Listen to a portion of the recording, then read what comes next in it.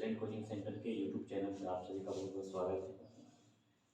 आज हम लोग का टॉपिक है गवर्नर, गवर्नर जनरल और वाइस राय। इसका पूरा जो लिस्ट है आज हम इसको देखेंगे, उसके बाद फिर हम एक एक करके सबका चर्चा करेंगे बीच में।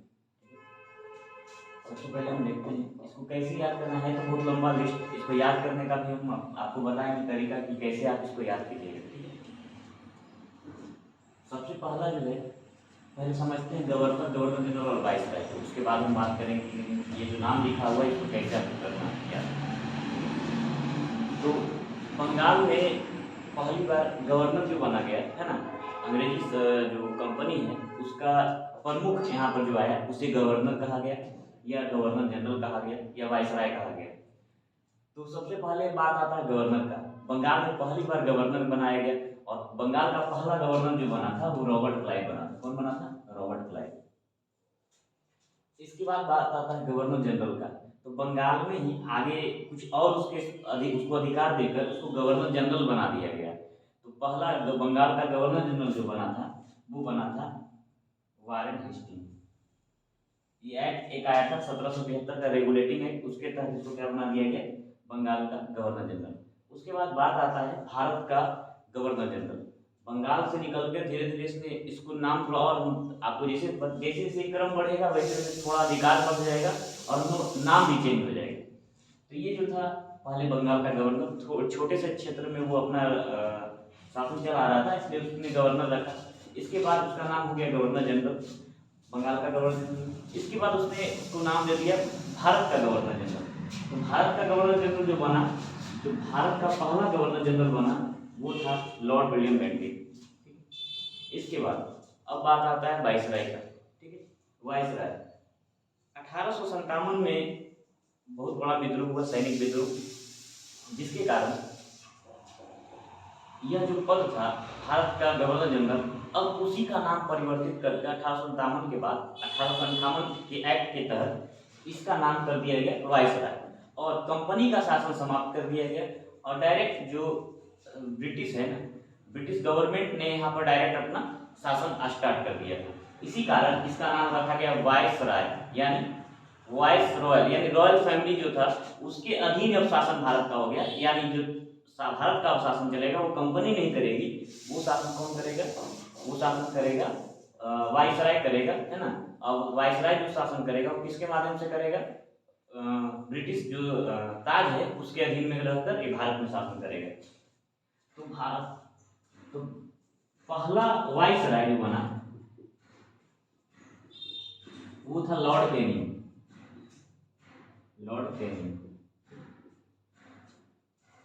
अब हम ये जो लिस्ट लिखा हुआ है ये अभी तक जो है गवर्नर और गवर्नर जनरल का है।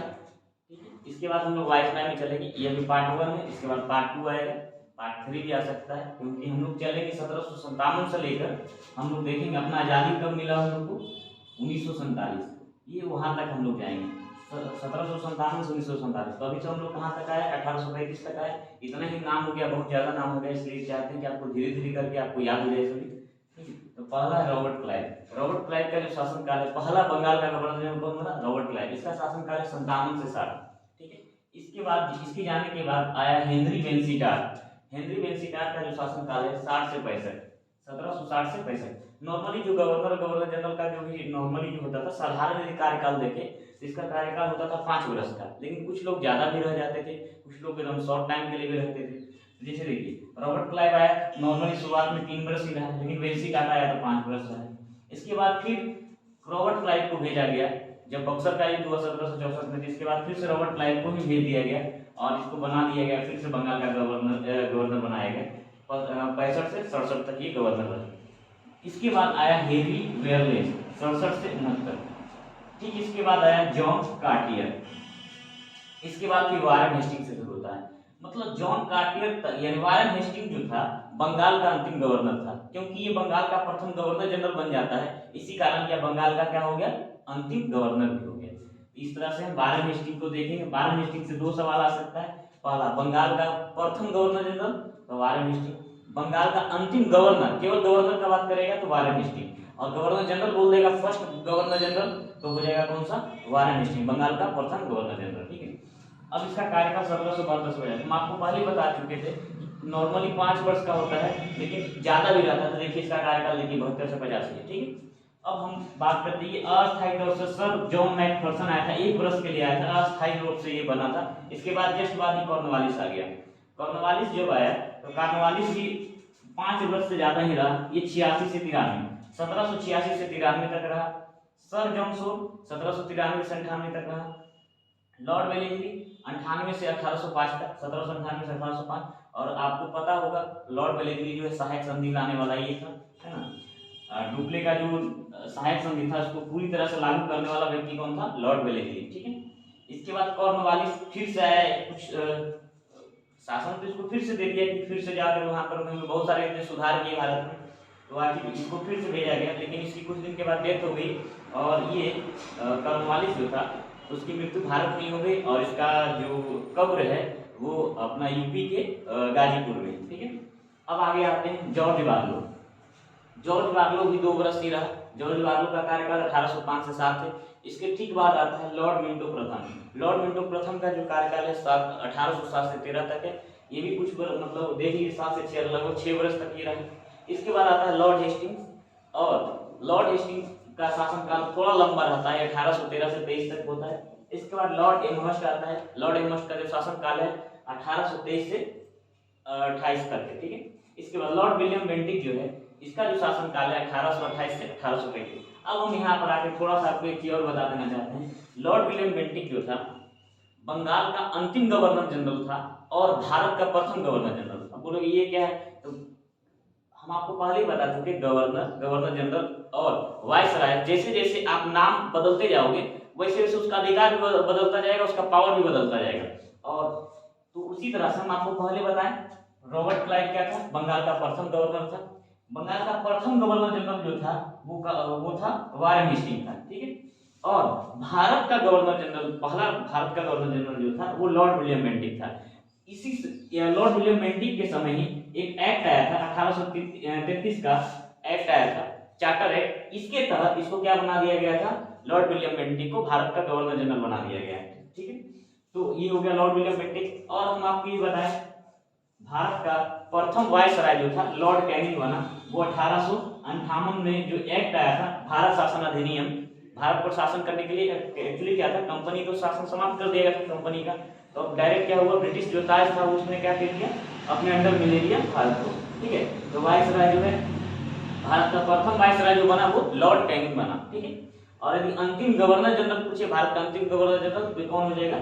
लॉर्ड कैनिंग ही हो जाएगा, क्योंकि लॉर्ड कैनिंग लास्ट तक ही रहता है और उसके बाद ही क्या बनता है, वो भारत का पहला वायसराय बनता है।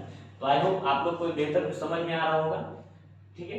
अब हम लोग एक थोड़ा सा इसको याद करने के टेक्निक को देख ले कि किस तरह से हम इसको याद रख सकते हैं। तो शुरुआत में 2-4-5 आपको याद रखना, थोड़ा सा हम आपको सरल कर देते हैं। जैसे पहली बार आया रॉबर्ट क्लाइव, ठीक है। रॉबर्ट क्लाइव को याद तो आपको नॉर्मली याद ही रहेगा, रॉबर्ट क्लाइव, और याद भी हो गया होगा। रॉबर्ट क्लाइव के बाद आता है वेल्सी कार्ड। तो देखिए अंग्रेज जीत के आया था ना, इसलिए अब उसके बाद जीतने के बाद ये स्टार्ट कर दिया अपना क्या, गवर्नर बनाना। जैसे ही पहला बनाया रॉबर्ट क्लाइव, अब इसके बाद स्टार्ट ही हो गया था, तो कौन स्टार्ट कर दिया, तो स्टार्ट हो गया तो वेल्सी कार्ड, कौन हो गया, वेल्सी कार्ड। इस तरह से यदि आपको याद है तो अच्छा है, यदि ये नहीं याद आता है तो ये ध्यान में रखिएगा, ये क्लाइव के लास्ट में हुआ है, तो बस जो हुआ है इसी से शुरुआत होगा, तो वेल्सी कार्ड, ठीक है। जस्ट वेल्सी कार्ड के बाद फिर रॉबर्ट क्लाइव ही आएगा, तो ये तीनों तो आपको याद ही हो गया होगा, रॉबर्ट क्लाइव, फिर हो जाएगा आपको वेल्सी कार्ड और फिर रॉबर्ट क्लाइव आ गया। और अब देखिए अच्छा बात है कि वेल्सी क्लाइव के लास्ट में यहाँ हुआ है और फिर से जो शुरुआत हुआ वेरलेस वो भी फिर से वहां से है, तो ये आपको चारों तो याद ही हो गया होगा। पहला रॉबर्ट क्लाइव का शासनकाल 1757 से 60 तक रहा, 60 से 65 तक आया वेल्सी कार्ड, फिर 65 से 67 फिर आ गया रॉबर्ट क्लाइव आ गया।